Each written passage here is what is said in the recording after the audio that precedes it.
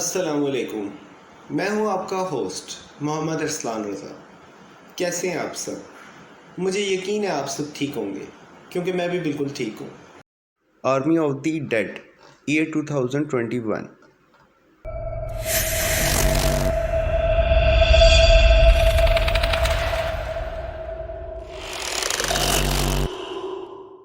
Film की शुरुआत में हम यूएस आर्मी के ट्रांसपोर्ट कॉन्वॉय को देखते हैं जो कि एक टॉप सीक्रेट एसेट को ले जा रहे थे। ये लोग एरिया 51 से आ रहे थे जहां पर अफवाह आज भी है कि वहां पर एलियंस को कैद करके रखा गया है। अब लास वेगस शहर के बाहर में इनका एक कार से एक्सीडेंट हो जाता है। ऐसा इसलिए क्योंकि एक न्यूली वेडेड कपल कुछ ज्यादा ही एक्साइटमेंट में कार चला रहा था। अब आर्मी के कंटेनर से वो सीक्रेट एसेट फ्री हो जाता है। वो एसेट असल में एक सुपर ह्यूमन ज़ॉम्बी था। वो वहां के सभी सैनिकों को काट कर उन्हें भी ज़ॉम्बी बना देता है और उनके साथ अब लास वेगस शहर पर हमला करता है। सभी ज़ॉम्बी सिटी में अंधाधुंध सबको काटने लगते हैं जिससे सैकड़ों लोग ज़ॉम्बीज में कन्वर्ट होने लगते हैं। हम अब ओरिजिनल ज़ॉम्बी को एक गॉड ज़्यूस के स्टैचू के सामने देखते हैं, इम्प्लाइंग कि वो उसी की तरह है। फिल्म में उसका नाम भी ज़्यूस ही रखा गया है। यूएस गवर्नमेंट आर्मी को भेजकर अब सभी ज़ॉम्बीज को मारने लगती है। लास वेगस सिटी को कंटेनर से ढक दिया जाता है और उसको एक क्वारंटीन जोन डिक्लेयर कर दिया जाता है। इसी बीच हम कुछ लोकल सिविलियंस को भी देखते हैं जो कि जिंदा रहने के लिए उन ज़ॉम्बीज को मार रहे थे एंड यही लोग फिल्म के मेन कैरेक्टर्स हैं। इनमें से एक था स्कॉट वार्ड जो कि एक फार्मर प्राइवेट सिक्योरिटी एजेंट था। उसने अपनी बेटी केट के सामने अपनी वाइफ को मार डाला था एज वो ज़ॉम्बी में कन्वर्ट हो गई थी। वो उसके गिल्ट में जी रहा था। अब ज़ॉम्बी अटैक हुए कुछ महीने बीत गए थे। यूएस गवर्नमेंट बचे हुए ज़ॉम्बीज पर न्यूक्लियर अटैक करने वाले थे। स्कॉट फिलहाल एक रेस्टोरेंट में कुक था। उसका सब कुछ चला गया था, पैसा, घर एंड वाइफ। अब ब्लाय टनाका नाम का एक कैसीनो ओनर स्कॉट से मिलने आता है। असल में उस ज़ॉम्बी जोन में उसका एक कैसीनो था जिसके बेसमेंट में उसका एक लॉकर भी था। उसके अंदर $200 मिलियन कैश रखा हुआ था। टनाका न्यूक्लियर बॉम्ब फूटने से पहले उसे निकालना चाहता था। इसके लिए वो स्कॉट को $50 मिलियन का ऑफर देता है और स्कॉट इस चीज के लिए ऑब्वियसली मान जाता है। अब वो अपनी एक टीम बनाने लगता है जिन्होंने उसे फर्स्ट टाइम भी मदद की थी। इस टीम के अंदर शामिल थे मारिया क्रूज, वेंडरोवा, एक हेलीकॉप्टर पायलट मैरियान, एक German locker opener Ludwig, Mikey Guzman नाम का एक मैक्सिकन शार्प शूटर भी स्कॉट को ज्वाइन करता है जो कि सोशल मीडिया पर ज़ॉम्बी किलिंग्स के लिए फेमस हो गया था। और माइकी अपने साथ में कुछ साथियों को भी लाता है। अब लास वेगस शहर के बाहर ही एक बफर जोन था जहां पर नॉन इन्फेक्टेड लोगों को ऑब्जर्वेशन में रखा गया था। मोस्टली यहां पर इलीगल इमाइग्रेंट्स थे और स्कॉट की बेटी केट इसी कैंप के अंदर एक सोशल वर्कर थी। हम अब गीता नाम की एक मैक्सिकन लेडी को देखते हैं जो कि सिंगल मदर थी। वो अपने बच्चों को यहाँ से शिफ्ट करने में लगी हुई थी। कैंप में ही एक और लेडी लिली थी जो कि अक्सर ज़ॉम्बी जोन में जाकर पैसे और कीमती चीजों को चुराया करती थी। एज वेगस में सैकड़ों कैसीनो थे जिसके अंदर कैश भरा पड़ा था। कई सारे माइग्रेंट्स पैसे के लिए रिस्क भी ले रहे थे। गीता का भी प्लान यहाँ पर यही था लेकिन केट उसको रोक लेती है। इस कैंप के अंदर हम बर्ट नाम के एक गार्ड को भी देखते हैं जो कि रेफ्यूजीज को हैरेस करता रहता था। वो केट एंड गीता से भी काफी ज्यादा बदतमीजी करता है। अब टनाका स्कॉट को अपने कैसीनो का नक्शा देता है। उसे एस्केप प्लान भी बताता है कि ज़ॉम्बी जोन में जाना है, लॉकर खोलना है, पैसे निकालने हैं और रूफ पर आ जाना है। वहां पर एक हेलीकॉप्टर ऑलरेडी है, उसमें फ्यूल डालकर उड़ जाना है। इसके लिए वो अपने एक एजेंट मार्टिन को भी साथ भेजता है। ये सुनने में कितना आसान लगता है ना, लेकिन है नहीं। एंड पता नहीं क्यों लेकिन ये कहानी अभी तक मुझको पेनिनसुला की याद दिलाती है। एनीवेज, अब हम गीता को देखते हैं जो कि केट के मना करने के बावजूद भी लिली के साथ ज़ॉम्बी जोन में चली जाती है एज उसको पैसे चाहिए ही चाहिए थे। केट को ये सुनकर बहुत ज्यादा गुस्सा आता है। अगली सुबह स्कॉट एंड उसकी टीम कैंप पर आती है। अब स्कॉट केट को अपना प्लान बताकर एक गाइड मांगता है। केट एंड स्कॉट के रिश्ते अच्छे नहीं थे। स्कॉट ने केट से एक बार भी बात नहीं की थी, यानी कि उसकी मॉम की डेथ के बाद में। इसी बीच केट लिली को देखती है जो कि अकेले ज़ॉम्बी जोन से वापस आती है। गीता वहां पर कहीं खो गई थी या फिर अब ज़ॉम्बी बन गई थी।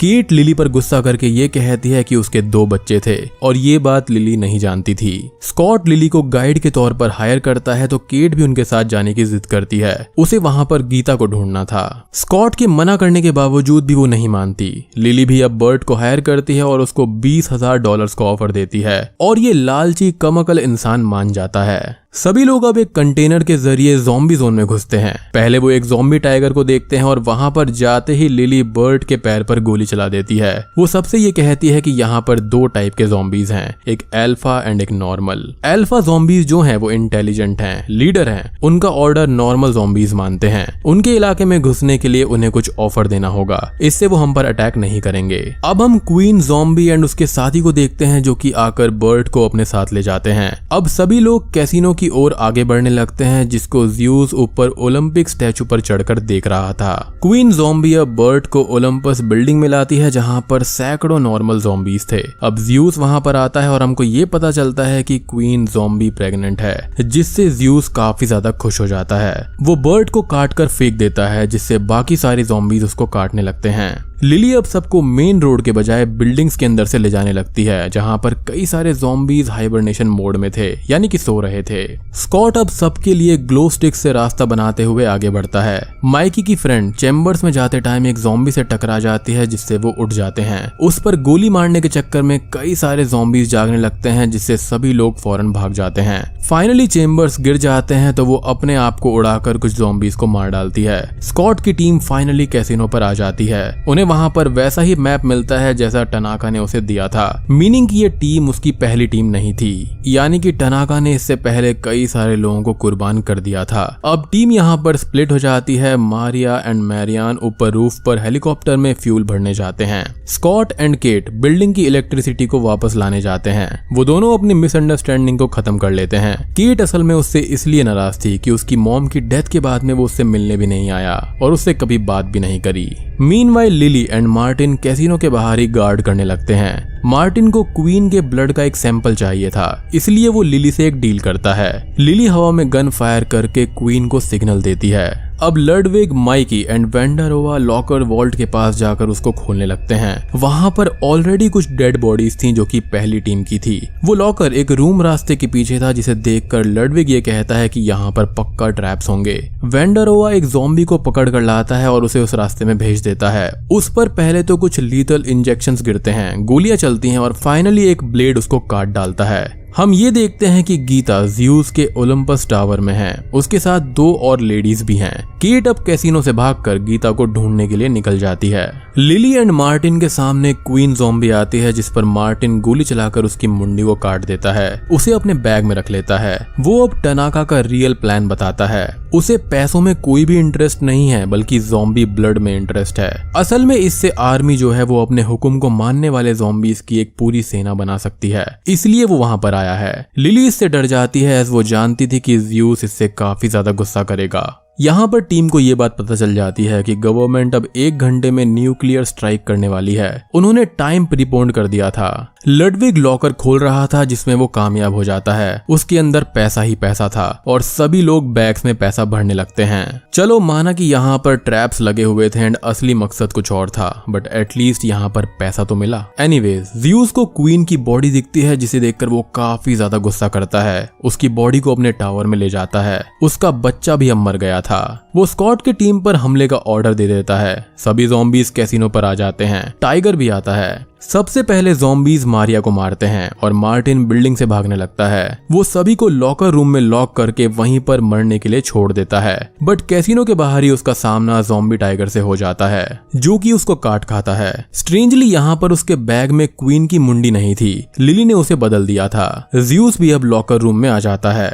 वेंडारोवा एंड लडविग पर हमला करता है। लडविग वेंडारोवा को बचाने जाता है और उसे लॉकर में बंद कर देता है। Scott, Lily and Mikey zombies को मारते हुए ऊपर की तरफ आने लगते हैं। माइकी पर भी ज़ॉम्बीज अटैक करते हैं, जो कि चेम्बर्स की तरह ही अपने आप को उड़ाकर सभी ज़ॉम्बीज को मार डालता है। रूफ पर मैरियान ने हेलीकॉप्टर रेडी रखा हुआ था। जैसे ही स्कॉट उसमें चढ़ने लगता है, ज़्यूस वहां पर आ जाता है। लिली अपने बैग में से क्वीन की मुंडी निकालकर उस पर गन तानती है। वो स्कॉट को उसे छोड़कर जाने के लिए बोलती है।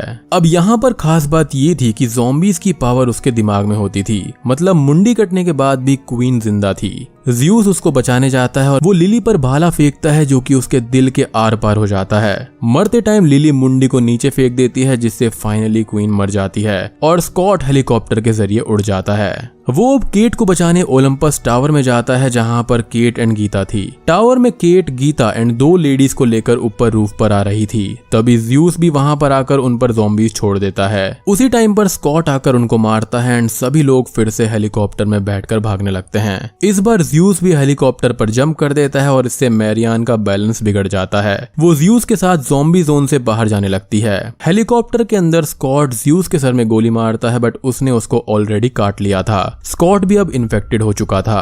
इनका हेलीकॉप्टर जोन से काफी ज्यादा दूर जाकर क्रैश होता है। एक मिसाइल आकर पूरे ज़ॉम्बी जोन को न्यूक से उड़ा डालती है। लेटर ऑन हम केट को होश में आते हुए देखते हैं जो कि स्कॉट को तड़पते हुए देखती है। वो उसको सॉरी बोलती है और उसको फाइनली गुड बाय बोलती है। वो उसके सर में गोली मारकर फाइनल ज़ॉम्बी को भी खत्म कर डालती है। अब उस रात हम वेंडरोवा को देखते हैं जो कि लॉकर रूम से पैसों के बैग के साथ में बाहर निकलता है। वो एक प्राइवेट जेट रेंट पर लेता है और उसमें बैठकर मैक्सिको देश की तरफ माइग्रेट कर जाता है। प्लेन में उसकी तबीयत काफी ज्यादा बिगड़ने लगती है जहां पर उसको ये पता चलता है कि ज़्यूस ने भी उसको काट लिया था और यहाँ पर वेंडरोवा अब एक नया अल्फा था। और बूम, ये फिल्म यहीं पर खत्म हो जाती है।